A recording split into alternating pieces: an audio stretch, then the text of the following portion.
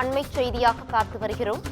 திருச்சூர் மாவட்டத்தில் குருவாயூர் கிருஷ்ணன் கோவில் வளாகத்தில் வீடியோ, போட்டோ எடுக்க கேரள உயர்நீதிமன்றம் தடை விதித்துள்ளது. இந்த நிலையில் இளம்பெண் ரீல்ஸ் எடுத்துள்ள நிலையில் இந்துக்கள் அல்லாதவர்கள் செல்ல தடை உள்ள நிலையில் ஜாஸ்மின் ஜாபர் என்ற இளம்பெண் கோவில் குளத்தில் ரீல்ஸ் எடுத்து சமூக வலைதளங்களில் பகிர்ந்துள்ளார்.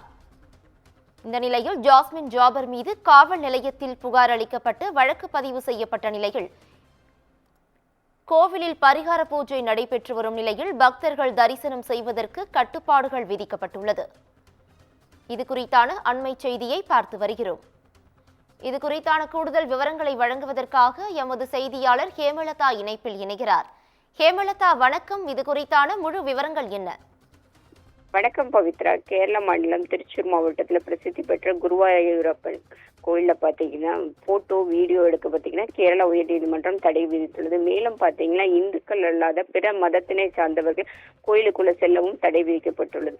நில பாத்தீங்கன்னா கடந்த வாரம் பாத்தீங்கன்னா இந்த தடையை மீறி ஜாஸ்மின் ஜாஃபர் என்ற இன்ஸ்டாகிராம் பிரபலமான ஒரு இளம்பெண் பாத்தீங்கன்னா அந்த கோவில் குளத்துல கால்களை கழுவி ரீல்ஸ் எடுத்து சமூக வலைதளங்களில் பகிர்ந்தார். இது பாத்தீங்கன்னா வைரல் ஆனதை தொடர்ந்து பலரும் இதற்கு எதிர்ப்பு.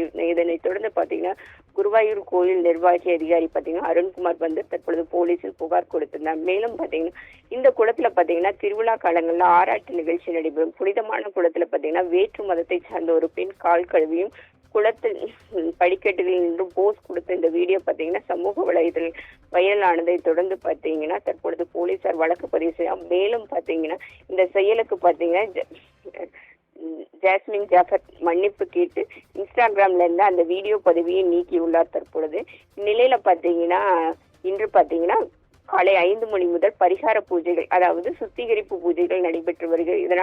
இதன் காரணமாக பாத்தீங்கன்னா காலை 5 மணி முதல் மதியம் வரை பாத்தீங்கன்னா பூஜைகள் நடைபெற்று வருகிறது.